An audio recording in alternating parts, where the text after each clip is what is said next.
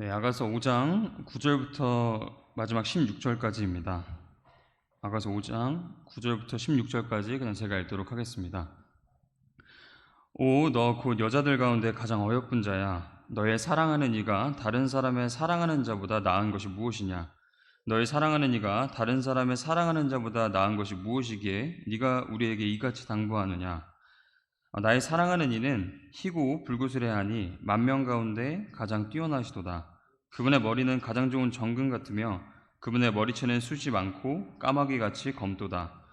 그분의 눈은 물 많은 강가에 사는 비둘기의 눈 같아서 젖으로 씻은 것 같고 알맞게 박혔도다. 그분의 뺨은 향료 꽃밭 같고 향기로운 꽃들과도 같으며 그분의 입술은 백합 같아서 달콤한 냄새를 내는 모략을 떨어뜨리는도다. 그분의 손은 녹주석을 박은 금반지 같고 그분의 배는 사파이어를 입힌 빛나는 상아 같도다. 그분의 다리는 정금 받침 위에 세운 대리석 기둥 같고 그분의 용모는 레바논 같으며 백향목처럼 빼어나고 그분의 입은 지극히 달콤하니 참으로 그분은 모든 것이 사랑스럽도다. 오 예루살렘의 딸들아, 이분이 나의 사랑하는 이시요 이분이 나의 친구시니라.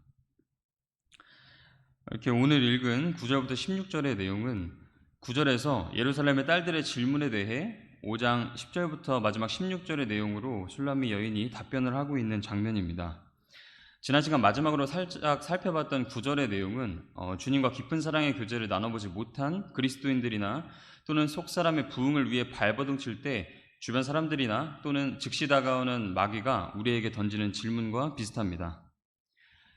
주님을 사랑하는 게 이 세상의 부와 명예, 성공, 즐거움을 사랑하는 것보다 어떻게 더 좋을 수가 있어?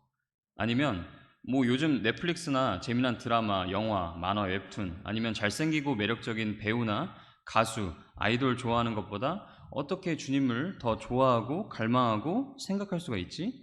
뭐 이런 질문들입니다. 근데 이러한 질문에 대한 답은 아주 간단합니다.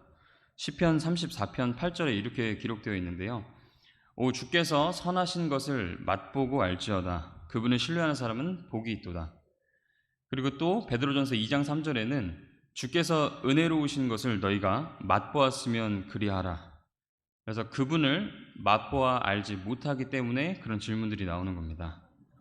그분을 맛보아 알게 된 사람들은 이 아가서 5장 속 술람미 여인의 영적인 패배와 넘어짐 같은 사건을 겪더라도 또다시 회개를 통해서 주님과의 사랑의 교제를 속히 회복하기를 내면적으로 간절히 바라게 됩니다. 하지만 주님과의 깊은 교제를 경험하지 못했던 그리스도인들은 이렇게 다시금 회복을 바라는 마음을 갖기까지도 상당한 시간이 걸리기도 합니다.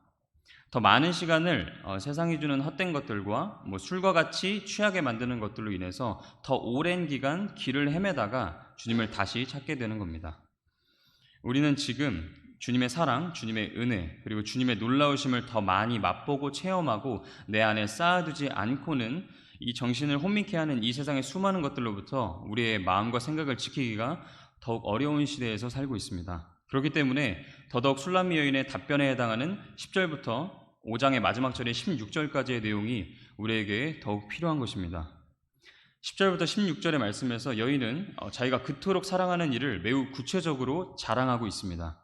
이를 통해서 여인이 얼마나 왕과 친밀하고 가까웠는지를 알 수가 있습니다.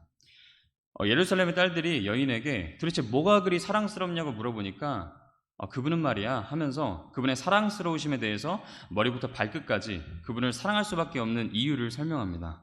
그리고 이 답변을 한참 뒤에 그분이 어땠더라? 뭐가 좋았지? 하고 오래 생각하고 답변한 것이 아니라 즉시로 대답했습니다. 베드로전서 3장 15절에는 이렇게 기록되어 있습니다.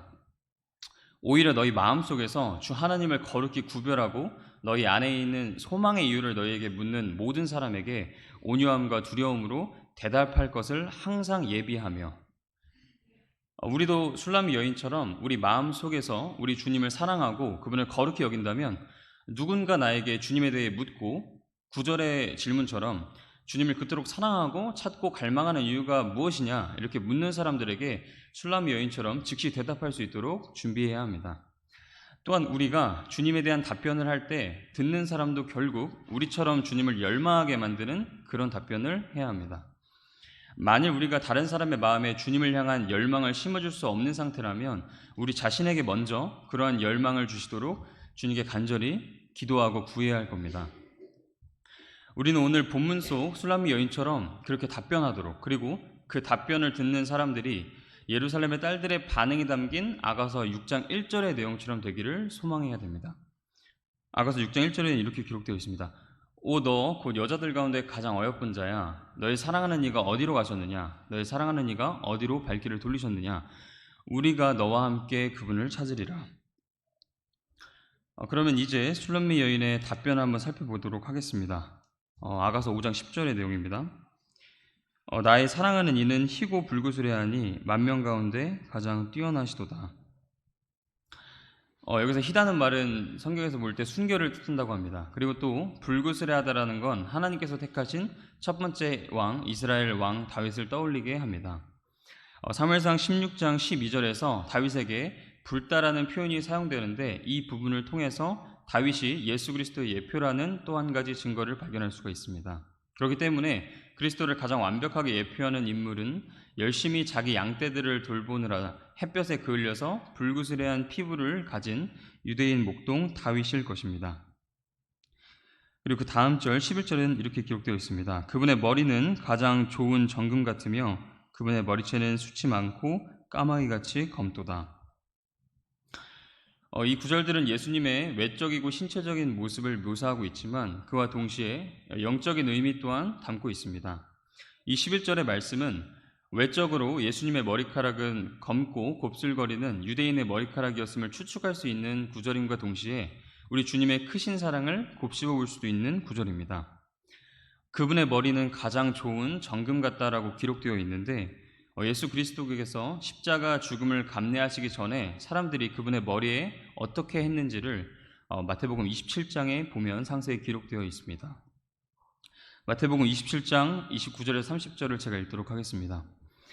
또 그들이 가시나무로 왕관을 엮어 그분의 머리에 씌우고 갈대를 그분의 오른손에 쥐어주며 그분 앞에서 무릎을 꿇고 그분을 조롱하며 이르되 만세 유대인들의 왕이여 하고 그분께 침을 뱉으며 갈대를 빼앗아 그분의 머리를 치더라. 주님의 그 보배로운 그 머리에 엄청난 수치와 모욕이 쏟아졌습니다. 원래 이 모욕은 원래 저희가 받아야 할 것들입니다. 수염이 뽑히고 뺨을 맞는 그런 일은, 그리고 그 뺨을 누가 때렸는지 알아맞혀 보라고 예언해 보라고 조롱당하는 일은 원래 저와 같은 죄인이 당해야 하는 일이었습니다. 이러한 극심한 조롱과 멸시 가운데서도 주님은 아무 말씀도 하지 않으셨고 맞대어서 대항하지도 않으셨습니다. 바로 이러한 분의 그 아름다운 머리에 우리는 무릎을 꿇어야 하는 겁니다. 그렇게 하지 않는 사람들은 이 아름답고 귀한 머리가 아닌 다른 머리, 즉 저 그리스도가 와서 그들의 머리를 베어버리게 될 것입니다. 그 다음 절은 12절입니다. 그분의 눈은 물 많은 강가에 사는 비둘기의 눈 같아서 저주로 씻은 것 같고 알맞게 박혔도다. 이러한 주님의 눈을 바라보면서 자기 죄에 대한 찔림을 받지 않은 사람은 아마 없을 겁니다. 베드로도 예수님을 저주하면서 부인한 후에 주님과 눈이 마주치자 비통하게 울었습니다. 자기가 무슨 짓을 저질렀는지 그리고 얼마나 지독한 죄인지를 직면하는 일은 자신의 상태에 대한 애통함과 비참함 때문에 눈물이 날 만큼 슬픈 일일 겁니다. 이 사건을 우리에게 영적으로 적용해 보자면 우리가 구원받은 순간 우리는 주님과 눈을 마주치게 된 것이라고 볼 수가 있습니다. 주님의 눈을 보는 순간 주님은 거룩하고 깨끗한데 우리는 더러운 죄인이라는 사실을 절감하게 됩니다. 주님 앞에 나오는 모든 사람은 그 진리를 깨닫게 됩니다. 욥도 마찬가지로 욥기 38장에서 하나님을 대면한 후에 욥기 42장 5, 6절에 다음과 같이 고백했습니다.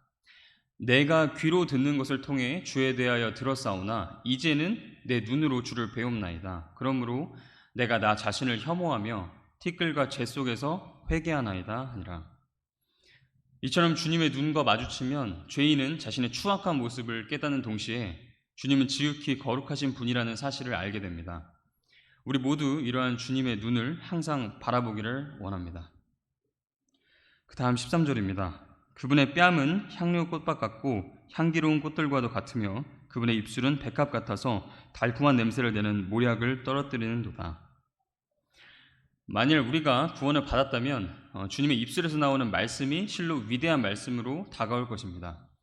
바리새인들이 사람을 보내어서 예수님을 잡아오도록 했지만 가서 예수님의 말씀을 들은 그 사람들은 빈손으로 돌아왔습니다. 왜 그냥 돌아왔냐라는 그 바리새인들의 물음에 그 사람들의 대답은 이러했습니다. 지금껏 이렇게 말한 사람은 아무도 없었나이다. 주님의 입술에서 나오는 말씀이 너무나 위대하고 압도적이었기 때문에 주님을 잡으러 간 사람들조차 주님께 손을 대지 못했던 것입니다. 이를 다시 우리에게 적용해 본다면 우리가 주님을 잘 안다면 그리고 주님의 말씀이 얼마나 달콤한지를 알 것입니다. 마태복음 11장 28절의 말씀, 수고하고 무거운 짐진 모든 자들아 너희는 내게로 오라 내가 너희에게 안식을 주리라 하는 이 말씀이 참으로 무엇을 의미하는지 그리스도인들은 경험했고 그것을 맛보아 압니다. 그렇기 때문에 구원받은 우리들은 주님 안에서 쉼을 얻지만 구원받지 못한 사람들에게는 이 말씀이 아무런 효력이 없는 것입니다. 다음 14절입니다. 그분의 손은 녹주석을 박은 금반지 같고 그분의 배는 사파이어를 입힌 빛나는 상아 같도다. 그분의 머리와 마찬가지로 그분의 그 아름다운 손은 우리의 죄들로 인해서 십자가에 못 박힘을 당했던 바로 그 손입니다. 그리고 이어지는 15절에 그분의 다리는 정금받침 위에 세운 대리석 기둥 같고 그분의 용모는 레바논 같으며 백향목처럼 빼어나고 이렇게 기록되어져 있는데 이 15절에 나오는 그분의 다리는 정금받침 위에 세운 대리석 기둥 같은 다리로 우리에게 안정을 주는 그런 다리입니다. 대리석 기둥이시며 반석이시므로 요동하지 않으시는 분이십니다. 그렇기 때문에 우리는 주님을 온전히 신뢰할 수 있습니다. 주님이 어떤 약속을 하셨으면 그 약속을 이루실 것을 우리는 100% 신뢰할 수가 있습니다. 왜냐하면 주님은 변치 않으시는 이런 대리석 기둥과 같이 굳건한 분이시기 때문입니다.